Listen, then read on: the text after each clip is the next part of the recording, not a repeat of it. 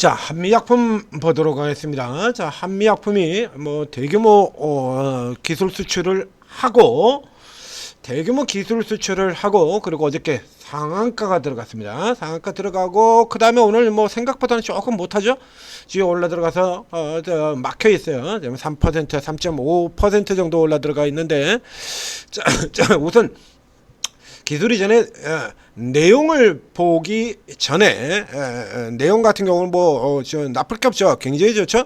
그래서 이 비만 쪽 같은 경우는 잘 아시다시피 이제 이렇게 현재 나와 있는 이 비만 약들의 가장 큰 부작용으로 지목되는 게 근손실이죠. 근손실. 지방, 살 빼라 그랬더니 근육까지 빼버리더라. 이렇게 돼가지고 이게 이제 가장 큰 문제점으로 드러나고, 그래서 이제 이 근손실이 약화되는 걸 보완시키려고 하는 그런 시도들이 계속 많이 나와요.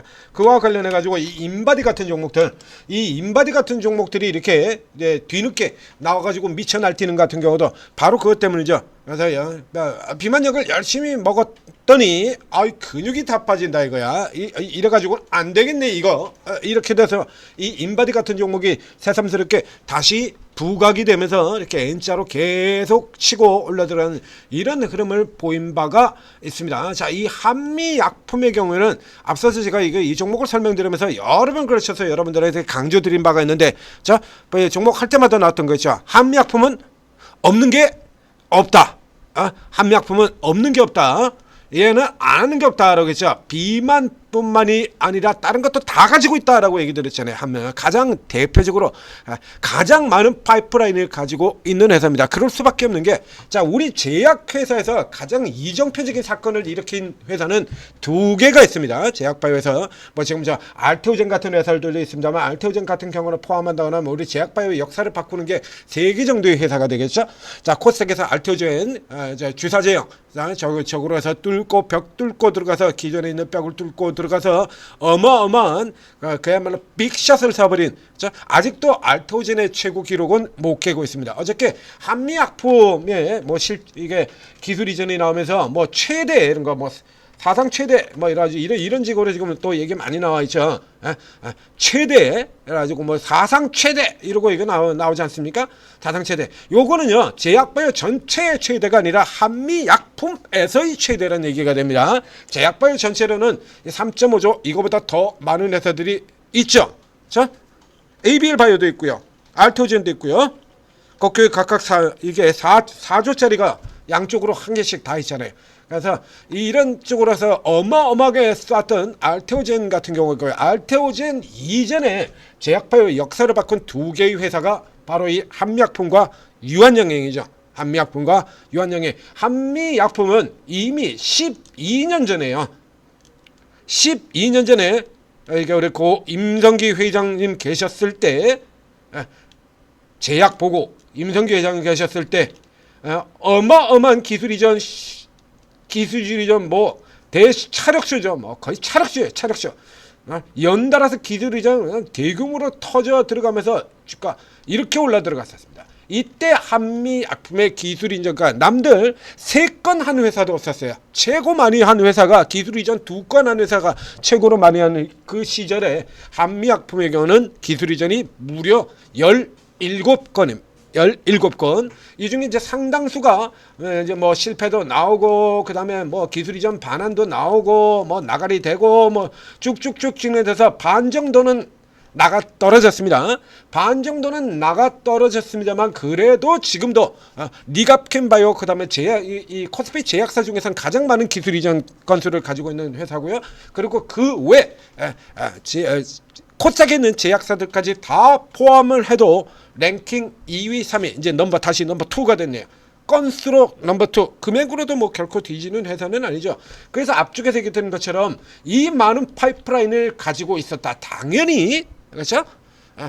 파이프라인이 굉장히 많은 겁니다. 그래서 안 하는 분야가 없다라고 이렇게 얘기를 드렸어요.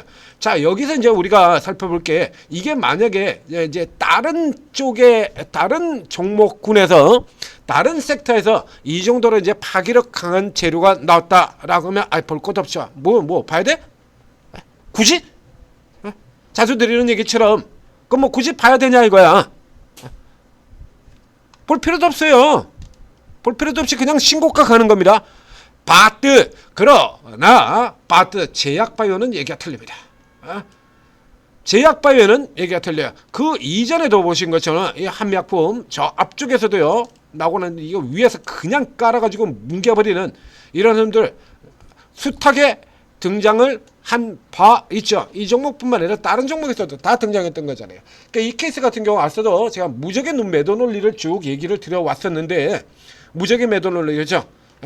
뭐 이 논리에 걸리면 올라갈 수 있는 종목 하나도 없다라고 얘기 들었지 않습니까? 기적의 매수 논리, 이 논리대로 친다 그러면 못 올라갈 종목 하나도 없고 뭘로도 다 걸린다고 얘기 들었죠. 아무리 좋은 종목이라도요. 지금 예를 들어서 APR도 못 올라가요. 실제로 APR 못 올려요. 지금 덜컥덜컥 거리고 있지 않습니까? 못 가. 아무리 실적이 좋고 뭐고 간에 못 가요. 얘는 무적의 논리에 걸리게 되면 성장률에 둔합니다. 어떤 종목이고 매년 실적이 더블 계속 나올 수 있는 회사는 없죠. 자, 그렇잖아요. 매년 실적이 더블. 그러면 세계 시가총액 1위 하게 매년 실적이 더블 나오면 어떤 회사고 매년 실적이 더블 이렇게 갈 수는 없습니다. 그러니까 당연히 이게 매출이 굉장히 큰 단위가 이제 큰 흐름으로 들어가게 된다면 당연히 이제 증가율은 둔화되는 거 아닙니까? 그래서 증가율 둔화 가지고 물고 늘어지는데 이거 어떻게 올라가냐고. 이러면 천하에 어떤 종목도 못 올라간다 그래서 삼성전자 하이닉스도 못 갑니다 라고 얘기 들었지 않습니까? 이 미 매너 논리에 걸리게 된다 그러면 못 가요. 여기도 마찬가지야. 더블 됐고 이제 그 다음에 40%고요. 그 다음에는 25%입니다. 퍼센트로 치면요. 100%가 넘고 100%에 조금 모자라고요. 100%고요. 그 다음에는 40%고요. 그 다음에는 25%죠. 성장률 둔화 가지고 떼들게 팬 회사 많죠. 굉장히 많습니다. 생각보다 굉장히 많다고 얘기해드렸잖아요. 그래서 이런 식으로 물고 늘어져 버리게 된다라고 하면 이런 식으로 물고 늘어져 버리면 답이 없어요. 자, 이 한미약품에도 이런 식으로 무적의 매도 논리로 두들겨 팔 수 있는 논리 굉장히 많죠. 그 중에서 가장 대표적인 위에서 지금 까고 앉아 있습니다. 벌써 까고 있죠? 단어가 좀 그렇습니까? 까고 앉아 있어요. 벌써 까고 있네 진짜. 그렇죠? 얘도 돼요. 똑같습니다. 예전에 다른 종목에서 적용된 것처럼 한미약품의 이 주가가 이 한미약품의 주가가 21만 원 여기서부터 시작해가지고 여기까지 올라들었던 거 뭐죠? 이건 뭐 때문에 올랐습니까? 이건 뭐 때문에 올랐죠? 한미약품? 네? 다들 아시는 거잖아요. 비만 치료제 기대감. 이 한미약품도 똑같이 비만 치료제 기대감 여기까지 올라들어갔지 않습니까? 주가에 이미 선 반영되었다. 기반영론 베타 컴플릿. 이건 내세워버리면 그냥 패닉이 들어가는 거예요. 이건 내세우면 패닉이 들어가는 겁니다. 그래서 우리가 이제 좋은 쪽으로의 기대도 충분히 하고 당연히 주식하면서 좋은 쪽으로 올라갈 거다라고 기대를 하지 누가 재료가 호재가 나왔는데 쳐내릴 거야 뭐 이러면 주식 뭐하러 가겠습니까? 자, 아니 역같은 상황이죠. 그런데 현실은 그렇게 올라 들어가고 있기 때문에 이걸 감안해야 돼요. 자, 이 상황에서 만약에요 이게 한미약품이 이렇게 올라 들어왔는데 오늘 제약바이오가 스탑톱을 가지고 한미약품이 가지고 이런 종목에 이 정도 덩치되는 이슈의 상징적인 종목 하나가 깨트려서 좀 제약바이오 좀 돌려줬으면 좋겠습니다. 그런데 이런 애들이 오늘 쭉 다 올라왔다고 생각하죠. 중간중간 반등이 나왔던 것처럼 모더나 때 반등 나오고 그런 것도 과페도 반등 나오고 계속 나왔었죠. 이런 것처럼 쭉 올라 들어온다 그러면 한미약품이 더 가속받아서 내가 대장 그러고 쭉 갈 수 있겠죠. 근데 보시다시피 오늘 아침부터 여기 계속 나빴거든요. 패대기였었죠. 이렇게 패대기를 치고 있는데 한미약품 혼자 플러스가 이렇게 나와 있는 이렇게 이러면 이건 모난돌 못이 되는 거죠. 이거 톡 튀어나온 못이야. 튀어나온 못은 두들겨 하죠. 들어가 하고 때리는 놈들이 우리 시장에 늘 있잖아요. 이놈들. 그래서 미리 사전에 벌써 무슨 뉴스를 알고 있었던 것처럼 미리 이렇게 쫙 사모펀드에서 사들어갔고요. 연기금 파는데 웬일로 굉장히 보기 드물게, 그렇죠? 이게 제약바이오에서 굉장히 보기 드문 상황이죠. 사모펀드는 계속 사고 연기금 팔고. 이런 애들 같은 경우가 그냥 두들겨 팔아버린다라고 얘기를 했지 않습니까? 여기 항상 우리 제약바이오는 이렇게 틈만 나면 그랬다가 딱 틈만 나면 그냥 이렇게 때려 팔아버리는 이런 놈들이 항상 있어요. 그래서 이거는 고려를 하셔야 되는 겁니다. 그래서 남들이 올라가면 모를까. 야, 이게 무슨 말도 안 되는, 말도 안 되는 거 실제로 현실적으로 다 많이 보셨잖아요. 네? 삼성전자 하이닉스도 못 간다니까요. 우리 기관들 놀러야 된다면 천하에 어떤 종목도 못 올라가. 얘기 드렸잖아요. 지금 두들겨 패고 있는 그 논리들. 현대일렉, 효성중고, 하나에어로, 화장품주들 같은 경우도 그 논리에 당했었지 않습니까? 자, 작년에 하반기 내리 두들겨 맞는 동안에 그 논리에 당했었잖아요. 코스메카, 남들은 실적이 나쁘다고 그러고 패고 코스메카는 실적이 따블따블 계속 나왔는데도 불구하고 화장품 업종이 내려서 패버리고 이러면 어떻게 올라갈 거냐고. 못 올라가죠. 그러니까 얘 같은 경우도 지금 현재 한미약품의 경우도 적어도 2개의 논리, 매도 논리가 들어올 수 있는 종목이 되는 겁니다. 2개의 논리가 돼요. 내용은 굉장히 좋은데 매도 논리는 2개가 나올 수 있습니다. 첫 번째, 우선 베타컴플리, 기존 주가에 이미 반영이 되었다라는 논리 하나. 그 다음에 두 번째, 화장품 섹터가 다 내리잖아요. 처음 보셨습니까? 섹터 내린다고 패는 거? 조선주 섹터가 내린다. 한국화분 같은 경우에 수주도 좋고 실적도 좋고 전망도 좋고 수주도 좋고 다 좋아. 근데 섹터가 내려. 까기. 삼양식품 실적 나빴던 적 있습니까? 다 좋았죠. 그런데 삼양식품 내렸죠. 어떻게? 음식료 업종이 내려서. 화장품도 음식료 업종이 내려서 코스메카 그렇게 실적이 좋았는데도 불구하고 화장품 섹터가 내려서 까대기. 이게 있었잖아요. 그래서 제가 이게 울분을 터뜨리고 맨날 울분 터뜨리면서 분석해드리지 않았습니까? 삼양식품은 뭐가 나쁜데 음식료가 안 좋아서 농심이 내린다고 5분기 연속 역성장한 농심하고 이익이 더블로 들어온 삼양식품을 똑같이 취급을 하는 거야. 그런 식으로 똑같이 취급할 거면 코스피 9천 갔을 때 나머지 애들도 종목들 다 올라갔어야 될 거 아니야. 못 올라갔잖아요. 내로남불이죠. 화장품이 내려서 예상치에 더블이 나왔는데 못 가고 내려. 화장품 업종이 내린다고. 다음 분기 예상치에 또 더블이 나왔는데 또 내려. 화장품 업종이 내려서. 이 한미약품에도 역시 마찬가지가 되는 거예요. 이런 식으로 제약바이오가 내려서 다 패거든요. 그러면 이거 공매도자들 같은 경우에 패리게 치기 딱 좋은 케이스가 되는 거죠. 근데 이런 케이스 같은 경우는 요거 아침에 이게 퍼센트 벌써 넥스트에서부터 이렇게 두들겨 맞고 나오는 상황을 보면 이렇게 밀릴 수 있는 상황이 나올 수도 있다라는 걸 감안을 하셔야 되는 겁니다. 그래서 제가 여러분들한테 이 무적의 매도 논리를 계속해서 설명드린 거예요. 이제 라운드 50만 원 여기가 저점이 되죠. 왜? 얘는 그렇다고 해서 다른 종목처럼 이렇게 나쁜 건 아니니까 이렇게 요런 케이스 같은 경우는 이제 위로 붙는 게 아니라 밑으로 잡아 들어가는 거죠. 경우에 따라서는 이제 제약바이오가 계속 밀리고 시장이 저렇게 쳐밀리고 지금 시장 지수 3.3% 또 쳐밀려 내려가고 있습니다.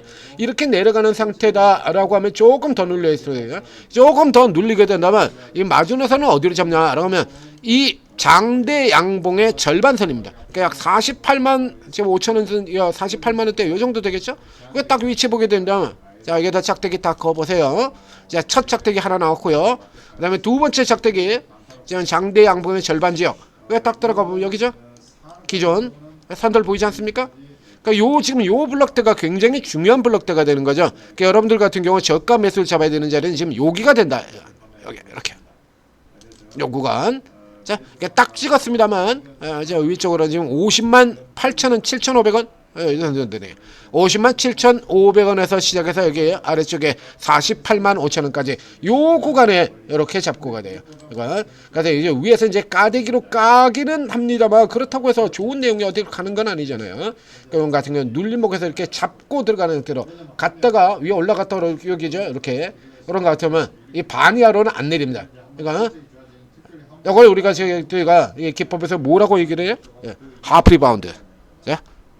하프 리바운드 절반선 여기를 잡는 겁니다. 여기를 저점 기대로 잡는 거예요. 이런 식의 이제 접근 방법들 여러분들이 아는 분들 있을 테고 모르는 분도 있을 테고 자 이런 쪽에 이제 접근 방법들이 이렇게 매매 툴이 있죠. 근데 이런 걸로 파악을 해서 스타트에서 붙지 마시고 저점에서 잡아라 해가지고 리딩을 쫙 해가지고 저점에서 잡고 아무 생각 없이 들어가면은 그냥 뒤통수에 맞는다 이거죠. 그러니까 뒤통수 맞지 않게 저점에서 이렇게 잘 잡아가지고 수익 낼 수 있는 기법들 그리고 이런 위치들 가격들 이런 것들을 다 찍어드린다라는 얘기입니다. 돈을 못 벌래요? 못 벌 수가 없죠. 천재투자TV 구독 좋아요 눌러주시고 그리고 오르고 채팅앱 활용하셔서 자 오늘도 상태가 좀 비리리합니다.